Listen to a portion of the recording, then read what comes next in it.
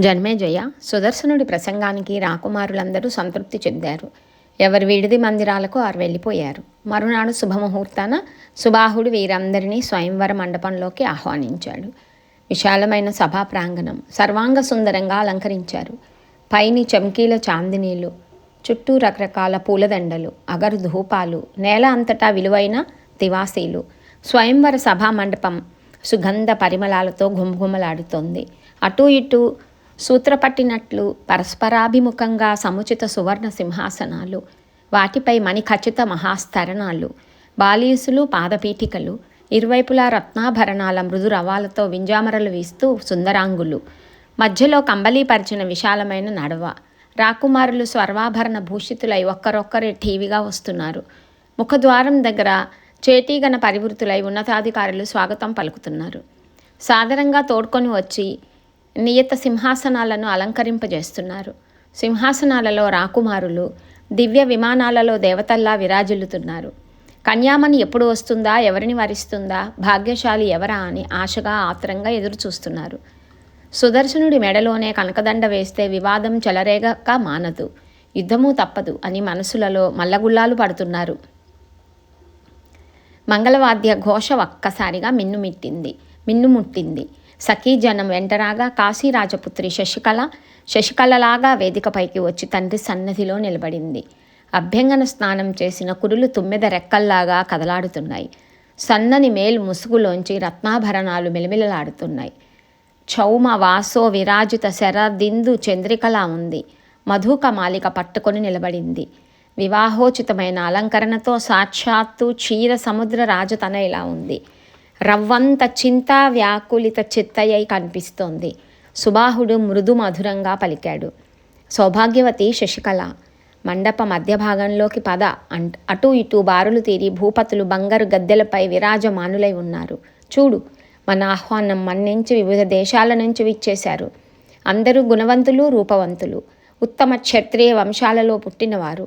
వీరిలో నీ మనసుకు నచ్చిన రాకుమారుణ్ణి వరించు తల్లి. నీ ఇష్టమే ఇష్టం. ఇది ఇచ్ఛా స్వయంవరం అన్నాడు. మితభాషిణి అయిన శశికళ తండ్రితో లలితంగా సంభాషించింది. తండ్రి, ఈ రాకుమారుల దృష్టిపథంలోకి నేను వెళ్ళను. క్షమించు, అది వేశ్యల పని. కాముకులై వీరంతా నన్ను ఆబగా చూడటం నేను భరించలేను. వరుడు కాదగిన వ్యక్తి ఎవరో అతడు ఒక్కడే నన్ను చూడాలి. అందరూ చూసేట్టయితే నా సతీత్వం ఏమవ్వాలి?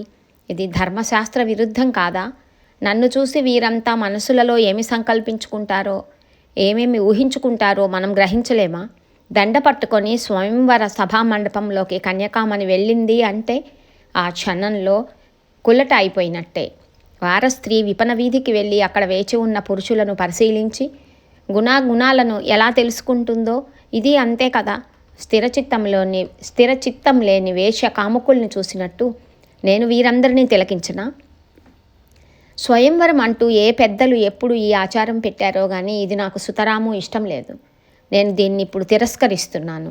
నాకు కావలసింది వేశ్యాత్వం కాదు, పత్నీత్వం. తండ్రి, నేను సుదర్శనుడికి మనసిచ్చాను, సర్వాత్మనా వరించాను. అతన్ని తప్ప మరెవ్వరినీ పరిణయమాడను. నా శుభం కోరేవాడవైతే మంచి ముహూర్తం పెట్టించి వివాహ విధిగా నన్ను అతడికి కన్యాదానం చెయ్యి. శశికళ ప్రసంగానికి సుబాహుడు మనస్సులో సంతోషించాడు. యుక్తియుక్తంగా ఉంది అనుకున్నాడు. కానీ ఇప్పుడు ఏం చెయ్యాలి? రాకుమారులంతా వచ్చి కూర్చున్నారు. మా అమ్మాయి మీ మధ్యకు రాదని ప్రకటిస్తే ఊరుకుంటారా? తిరగబడతారు, నన్ను చంపుతారు. అందరూ సేనా సమేతులై వచ్చారు. ఘోర యుద్ధం జరుగుతుంది. నాకా అంతటి సైన్యబలం కానీ దుర్గబలం కానీ లేదు. అందరినీ ఒక్కసారిగా ఎదిరించాలంటే అసంభవం. పోనీ సుదర్శనుడు సహాయపడతాడు అనుకుందామా అంటే అతడు ఒంటరివాడు, అసహాయుడు, నిర్ధనుడు, పైగా పిన్న వయస్సువాడు. ఇప్పుడు ఏం చేయాలి? ఏది దారి? అయ్యో, కోరి దుఃఖసాగరంలో మునిగానే. చాలాసేపు మదనపడి చివరికి ఒక నిర్ణయానికి వచ్చాడు. కానీ ఏదైతే అది అవుతుంది అనుకున్నాడు. ధైర్యం కూడగట్టుకున్నాడు. గట్టిగా గుండెల నిండా గాలి పీల్చుకొని సభా మండప మధ్య భాగంలోకి వెళ్ళాడు. శశికళ ఎంతకీ వేదిక దిగి రాదేమిటా అని ఎదురు చూసి తండ్రి కూతుళ్ళు చెవులు కొరుక్కుంటున్నదేమిటో ఆ మంగళవాద్య ఘోషలో వినపడక అర్థం కాక నిరీక్షణకు విసిగిపోయి కొందరు రాకుమారులు సహనం కోల్పోతున్నారు. మరికొందరు తమకు తాము సర్ది చెప్పుకుంటున్నారు. వేదిక దిగి వచ్చే సుముహూర్తం కోసం వేచి ఉన్నారు కాబోలు అని అనుకుంటున్నారు. రాజబృందం మధ్యలోకి వచ్చిన సుబాహుడు అన్ని వైపులకు తిరిగి అందరికీ సవినయంగా శిరస్సు వంచి నమస్కరించాడు. రాకుమారులారా, ఏం చెయ్యను? సభా మండపంలోకి మా అమ్మాయి రానంటుంది. ఎంత చెప్పినా వినటం లేదు. నేను చెప్పాను, తల్లి ఎంతగానో చెప్పింది. అయినా సరే ససేమిరా అంటుంది. క్షమించండి, మనసారా నన్ను క్షమించండి. మీకందరికీ పేరు పేరున శిరస పాదాభివందనాలు చేస్తున్నాను. మీ దాసుణ్ణి. దాసుడి తప్పులు దండంతో సరి. మదర్పిత చందన తాంబూలాది సత్కారాలు ప్రేమతో స్వీకరించి నన్ను కృతార్థుణ్ణి చెయ్యండి. రత్నాలు, ఏనుగులు, వస్త్రాలు పుష్కలంగా సమర్పించుకుంటాను. సంతోషంగా స్వీకరించండి. మరొక్కసారి చేతులు జోడించి అభ్యర్థిస్తున్నాను. మనసారా మన్నించండి. నా కూతురు నా మాట వినటం లేదు. కాదని గద్దించి బలవంతంగా చేస్తే ప్రాణాలు తీసుకుంటుందేమో. అప్పుడు ఇంకా నా దుఃఖానికి అంతు ఉంటుందా? ఒక్కగానొక్క కూతురు. మీరంతా కరుణా వరుణాలయులు, మహానుభావులు. దయచేసి నన్ను అర్థం చేసుకోండి. కన్న కూతురు ఇంత మొండికేస్తుందని నేను అనుకోలేదు. మందబుద్ధి. దీనితో ఏమిటి కానీ మీరంతా పెద్ద మనసుతో నన్ను క్షమించండి. మీ పాదదాసుణ్ణి. నా కూతురుని మీ కూతురిగానే భావించండి, దీవించండి. మీ తిరుగు ప్రయాణాలు సుఖంగా జరగాలని కోరుకుంటున్నాను. సుబాహుడి అభ్యర్థనను భూపతులందరూ అంగీకరించారు. ఇంతకన్నా ఏం చేస్తాడులే పాపం అనుకున్నారు. సింహాసనాల నుంచి లేచారు. ఒక్క యుధాజిత్తు మాత్రం క్రోధ తామ్రాక్షుడు అయ్యాడు. చెట్టంత ఎత్తు లేచాడు. మూర్ఖుడా, ఇంత తప్పు చేసి ఇంకా మాట్లాడతావేమిటి? సంశయంగా ఉన్నప్పుడు అసలు స్వయంవరం ఎందుకు ప్రకటించావు? మమ్మల్ని అందరినీ ఎందుకు పిలిచావు? ఇప్పుడు మా దారిన మేం పోవాలా? ఇంతగా మమ్మల్ని అవమానించి నీ కూతుర్ని సుదర్శనుడి కట్టబెడతావా? ఏ పనైనా చెయ్యబోయే ముందు బాగా ఆలోచించుకోవద్దు? బుడుగు పిలవగానే సరిపోయిందా? ఇప్పుడు మీ అమ్మాయిని సుదర్శనుడికి ఎలా ఇస్తావో చూస్తాను. పాపాత్ముడా, ముందు నిన్ను చంపి సుదర్శనుని చంపుతాను. నీ కూతుర్ని నా మనవడు శత్రుజిత్తుకు ఇచ్చి ఇక్కడే తాళి కట్టిస్తాను. ఎవడు అడ్డం వస్తాడో చూస్తాను. ఆ పుడింగిగాడు సుదర్శనుడు ఏ పాటి? భరద్వాజ ఆశ్రమంలోనే వీణ్ణి మట్టుపెట్టి ఉందును. ఆవేళ మహర్షి అడ్డం పడ్డాడు కనుక బతికిపోయాడు. ఈవేళ ఎలా తప్పించుకుంటాడో చూస్తాను. నీకు 5 నిమిషాలు సమయం ఇస్తున్నాను. బాగా ఆలోచించుకో. నీ భార్యతో మంత్రులతో సంప్రదించు.